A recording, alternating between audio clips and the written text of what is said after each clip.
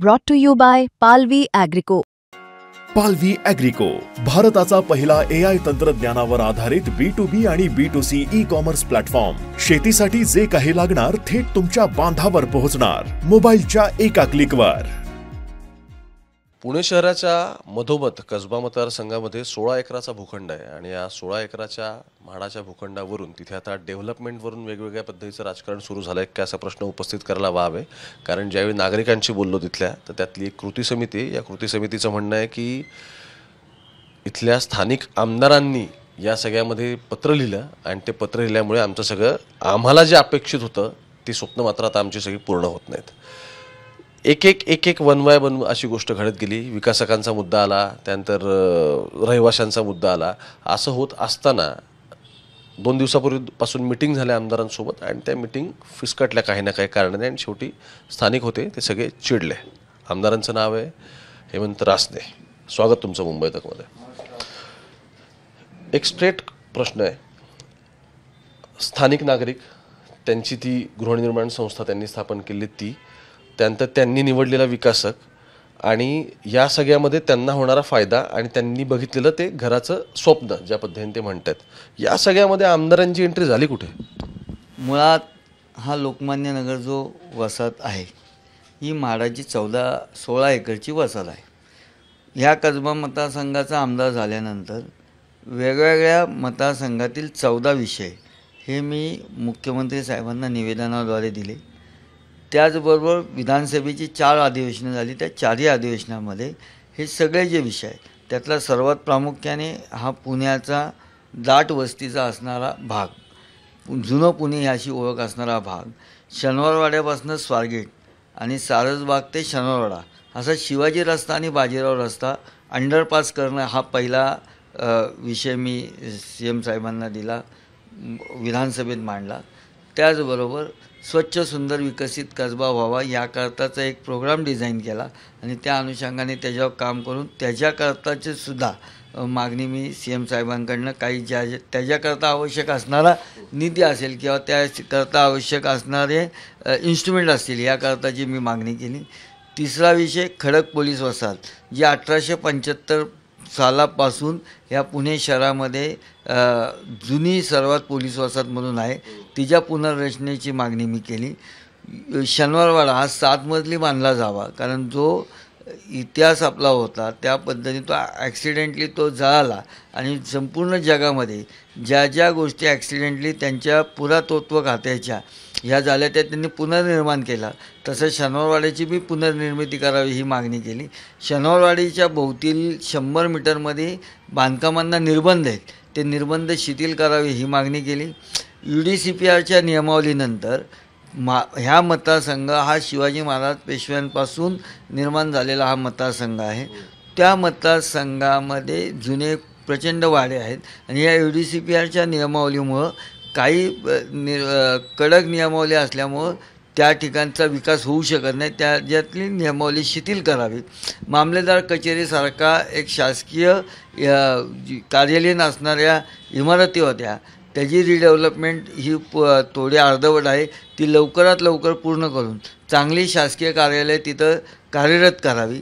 त्याचबरोबर लोकमान्य नगर ही जी वसाहत आहे ही 16 एकरमध्ये आहे, ती एकात्मिक विकास तिचा व्हावा याकरता सुद्धा मी तो लँडमार्क प्रोजेक्ट होऊ शकतो अशा पद्धतीची मागणी मी केली. आणि हा लोकमान्य नगरचा ही ज्यावेळेस मी मागणी केली, मी आमदार झाल्यापासून मागणी लावून धरली आणि त्या ठिकाणी एकूण 52 इमारती आहेत. त्यातल्या 2 इमारतींचं डेव्हलपमेंटला 2021ला परवानगी दिली. त्यानंतर आत्ता 2-4 छोट्या क्लस्टरनी त्यांचे विकास त्या निर्णयाच्या प्रक्रिये म्हणजे अंतिम टप्प्यापर्यंत आला असं 1-2 क्लस्टरचं म्हणणं आहे. परंतु मी जोपर्यंत पत्र दिलं आणि एकात्मिकचा निर्णय घेतला तोपर्यंत ते मंजूर झालेलं नव्हतं. आणि अशा अवस्थेत असताना त्या सगळ्या 50च्या 50 इमारतीचा एकात्मिक विकास व्हावा. 16 एकरच्या ह्या जो म्हाडाचा प्रकल्प होता त्याच्यातल्या पाणी असेल, रस्ते असतील, वीज असेल, तिथले पार्किंग असतील, तिथल्या गार्डन असतील, ग्राउंड असतील, किंवा आता ज्या पद्धतीच्या दर्जेदार ॲम्युनिटी मिळू शकतात अशा पद्धतीचा सुंदर पुणे शहराच्या मध्यवर्ती भागाच्या ठिकाणी लँडमार्क प्रकल्प उभा राहावा ह्याकरता मी त्या ठिकाणी प्रयत्नशील आहे. तुमचं पत्र मी वाचलं, भाषा तुम्ही आता जी वापरली तीच सगळी त्याच्यामध्ये आहे, सगळ्या गोष्टी आहेत. पण तुमच्या हेतूवरती मात्र स्थानिकांना शंका आहेत, म्हणून मी तुम्हाला प्रश्न विचारला आलो. त्यांचं असं म्हणणं आहे की जर आम्हाला आमचा विकास करायचा आहे, आम्ही विकासक डिसाईड करतोय, आता बाजूच्या 2-3 बिल्डिंग तर अशा आहेत की त्यांच्या आता पत्रे लागलेत, कामाला सुरुवात होणार आहेत, आणि तेवढ्यात तुम्ही CM ला पत्र लिहिलं, त्याच्यातून म्हाडाच्या मार्फत अजून ते तर आणखी वेगळंच आहे की म्हाडाने अजून स्टे आल्याचं पत्र दिलेलं नाही असं त्यांचं म्हणणं आहे. CM ने त्याच्यावरती नोट लिहून दिली आहे की हे स्टे याच्यावरती आणावा, आणि तुमच्या पत्राने हे सगळं लफडालं असं त्या स्थानिकांचं म्हणणं. लफडा हा शब्द चुकीचा होईल. हां त्या विषयामध्ये हां बरोबर आहे. मी त्या ह्याच्यात मी माझी भूमिका स्पष्ट करतो. मी एकच सांगितलं, माझा एकच आग्रह आहे की 16 एकरचा एकात्मिक विकास व्हावा. आता त्यांचं म्हणणं आहे की छोट्या छोट्या क्लस्टर, हा ज्यावेळेस 61 ते 66 साली ज्यावेळेस म्हाडाने हा प्रकल्प केला त्यावेळेससुद्धा तो 16 एकरचा एक लेआउट होता. त्यावेळेससुद्धा ड्रेनेज सिस्टीम, वॉटर सिस्टीम, रस्ते, ग्राउंड्स ते तुम्ही बघितलं, ते त्यावेळेसच्या 60 वर्षाचा पुढचा विचार करून केला असं तीच लोक मला सांगत होती. आता मी म्हणणं माझं 60 वर्ष आत्ता पूर्ण झालीत, आता पुढची 50-100 वर्षाचा विचार करून एका लेआउटमध्ये तुम्ही त्याच्यात किती विकसक असावेत आणि कुठला विकसक असावा हा माझा विषयच नाही, हा माझा प्रांतच नाही. तुम्ही निवडलेले विकसक आहेत, तुम्हाला निवडायचा अधिकार आहे असं तुम्ही मानता, तो अधिकार मी कुठं अमान्य केला. तुम्ही निवडलेले, आज तुम्ही थांबलं म्हणून तुम्ही एकत्र आलेत, विकसक वेगळे आहेत, युनिट्स वेगळे आहेत. मी म्हणतो तुम्ही ते थांबलं म्हणून एकत्र आले, तसं तुम्ही सगळे एकत्र या ना. तुम्ही एकत्र आले, तुमचे विकसक एकत्र करा. तुम्हीच निवडलेले विकसक आहेत ना, ते तुमचं ऐकण्यातलेत ना, म्हणून तो तुमचं आणि त्यांचं पट्टं, त्यांचं हेच झालंय.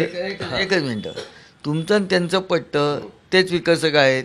4 वेगळे क्लस्टर आहेत, 4 क्लस्टर तुम्ही आज काम थांबलं म्हणून एकत्र आले, एकत्र निदर्शनं करतायत, आंदोलनं करतायत.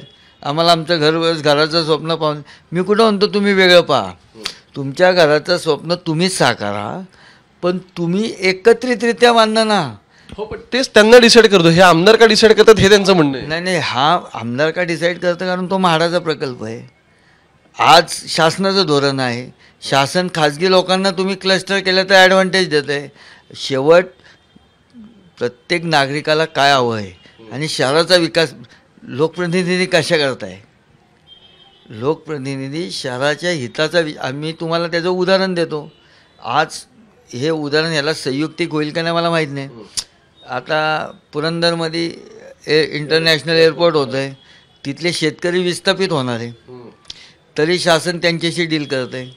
समृद्धी महामार्ग झाला, ते शेतकरी त्यांच्या जमिनी कायमस्वरूपी गेल्या, तर पण त्यांच्या जमिनी सरकारकडे गेल्या, इथे सरकारकडे कुठं जाते. 2 मिनटं, उलटं तेच म्हणतो ना मी, उलटं त्यांच्या जमिनी गेल्या.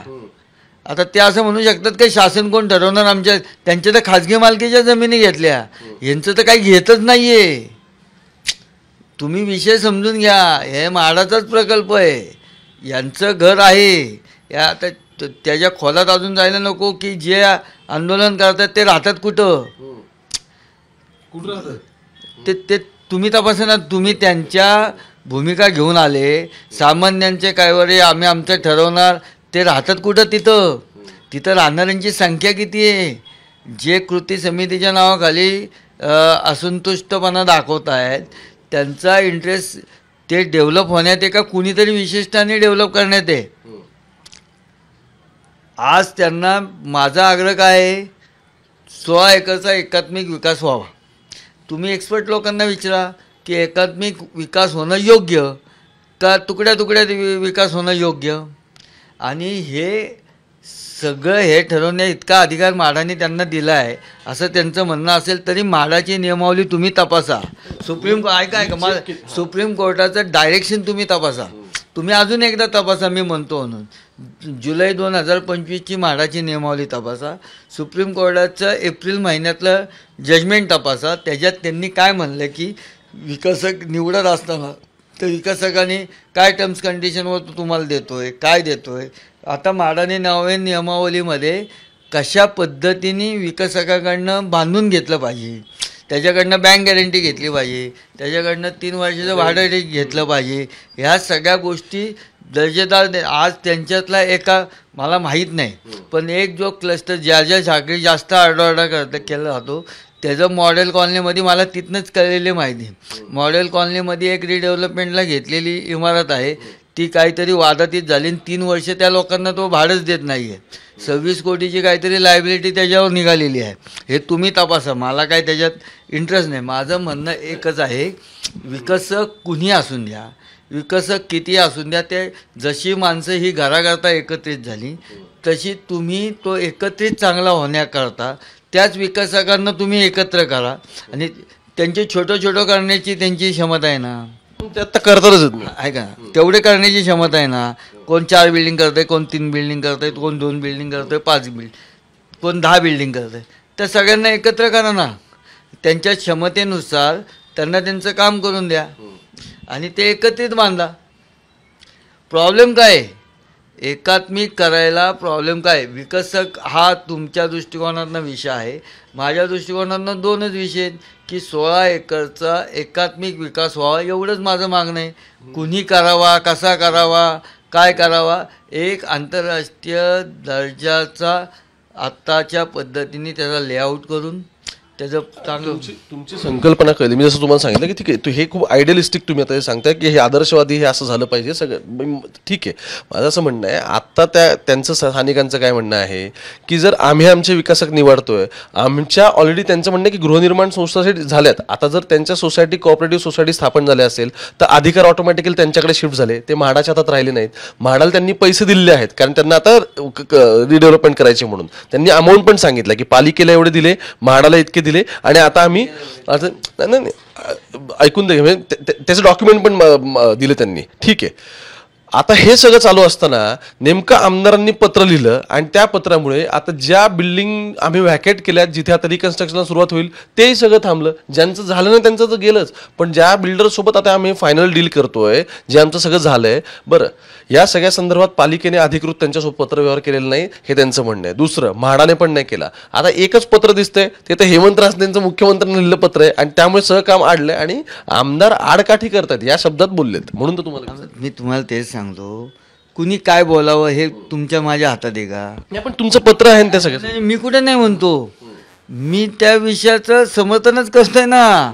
मी कुठं नाही म्हणतो की मी सांगितलेलं आहे छोट्या डेव्हलपमेंटला एकलला विरोध करून, एकल आणि एकात्मिक असे 2 शब्द त्याच्यात आहेत. एकल म्हणजे त्या 50 इमारतीतल्या 2-4 इमारती त्या रिडेव्हलप करणं, ह्याला विरोध करून त्या एकात्मिक पद्धतीने त्याचा विकास व्हावा, ही माझी भूमिका आहे. ती काल बी होती, आज पण, हे उद्या पण राहणार आहे. पण ती भूमिकेला ह्यांना हे ज्या पद्धतीने म्हणता येते ना, की मी उलटं म्हणतोय की आता तुमच्याकडे ते म्हणतात की 39 इमारती तयार झाल्या, बरं 39च्या 39चं तर एकत्रीकरण करा, 4 वेगळे विकसक आहेत ते एकत्र करा, एक प्लॅन टाका, रिवाईज प्लॅन, त्याला किती वेळ लागतो आणि सगळ्या एकाच पद्धती. आणि म्हाडाला आता फक्त 51% संमती आवश्यक आहे. म्हाडाला 2000 म्हाडाला फक्त 51% लोकांची मान्यता असेल आणि या सगळ्यांची मिळून जर आत्ता बघितले तर 51% झालेली आहे. प्रॉब्लेम काय आहे? हे सगळ्या तुमच्यामुळे स्टे आला असं ते सगळं चाललंय. मी साहेब तेच सांगतो ना, माझ्यामुळे स्टे आला. मी स्टे कशाला मी काय सांगतो, तुम्ही समजून घेत नाही. मी काय म्हणतो, म्हाडाच्या नियमावलीनुसार त्यांनी केलेलं आहे, 51% विकसनाला त्यांची मान्यता आहे, बरोबर आहे, म्हणजे म्हाडाच्या नियमात बसतात. माझा मुद्दा एकच आहे की जे 2-5-10 जण विखुरलेले विकसक आहेत, जसे तुम्ही एकत्र आले तसे त्यांना एकत्र आणा, एकच लेआउट सँक्शन करा, एकच प्लॅन सँक्शन करा. त्याच्यात किती बिल्डिंग बसतील, कशा बसतील, समोर बसलं तर होण्यासारखं आहे ना. मला तोच कळत नाही की ह्यांनीच 2 बिल्डिंग बांधाव्यात, ह्यांनीच 3 बिल्डिंग बांधाव्यात. मी तुमची माणसं बदला असं म्हणतच नाही आहे ना. तुम्ही तुमचा विकसक नेमला, तो तुम्हीच ठरवलाय म्हणता ना. मी म्हणलो का विकसक बदला? मी म्हणतो सगळे असोसिएट करा आणि एकत्रित बांधा. माझा मुद्दाच नाही आहे की कुणी बांधावून कुणी बांधू नये किंवा त्यांना थांबवायचा माझा हेतू नाही आहे. तुम्ही तो रिवाईज हे 15 दिवसात मी करून देतो. तुम्ही सगळ्यांना एकत्रित आणा, तुमच्या विकसकांचा असोसिएट करा. करायला किती वेळ लागतो? त्यांनीच निवडलेले विकसक आहेत ना. ते विकसक काय मी निवडलेले आहेत का? त्यांनी निवडलेले विकसक तेच. आत्ताचं समजा 4 वेगवेगळे आहेत, 4 वेगळे क्लस्टर आहेत. ते 4 जण एकत्र आले ना. आत्ता आमदारांनी स्थगिती आणल्यामुळे ते एकत्र आलेत की नाही? मग माझा मुद्दा काय की तुम्ही एकत्र आलेच आहेत ना, तुमचे विकसक एकत्र आणा आणि एकात्मिक बांधा. मला कुठं विकसकामध्ये इंटरेस्ट आहे? ह्याला त्यांची अडचण काय? त्यांना त्यांच्या विकासात इंटरफेरन्स, तुमचा इंटरफेरन्स त्यांना हे नव्हते. बाकी इंटरफेरन्स म्हणजे मी माझ्या मतदारसंघामध्ये एखादा म्हाडाचा प्रकल्प असेल तर तो चांगला व्हावा हे माझा प्रयत्न असू नये. गृहनिर्माण सोसायटी झाली ना ती आता. म्हाडाचा होल्ड संपला येतं ना आता. मग संपलं तर मग माझ्या पत्रामुळे काय प्रॉब्लेम आहे? जर त्यांचं म्हणणं आहे की ते कायदेशीर राईट आहे तर मग माझ्या पत्राने काय फरक पडतो? म्हाडाने पत्रच दिलं नाही असं झालंय. अहो साहेब, म्हाडाने स्टे दिला नाही मग का बांधत नाहीत? माझ्या पत्राने अडचण आली नाही, माझा काही संबंध नाही, तर मग प्रॉब्लेम काय आहे? प्रॉब्लेमच कळत नाही. तुम्ही विचारता त्याच्यात मी मला प्रॉब्लेम दिसत नाही.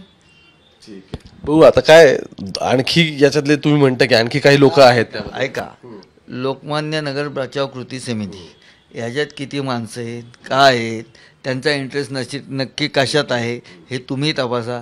त्याच्यातलं पुढारपण करणारा माणूस ज्या पोटतिडकीने सांगतो की आता हे असं झालं आणि ते तसं झालं, तो तिथं राहतो का हे तपासा. आणि लोकमान्य नगर रहिवासी संघ हे 2-3 दिवसात त्यांची भूमिका मांडणार आहेत. त्यांची भूमिका समजून घ्या आणि याच्यात आमदाराचा विषय सोडून द्या, त्यांचा विषय सोडून द्या. तुम्ही एक्सपर्ट लोकांकडनं विचारा की हा प्रकल्प कशा पद्धतीने व्हायला पाहिजे. जे याच्याकरता योग्य असेल ते करण्याकरता मी तयार आहे. धन्यवाद.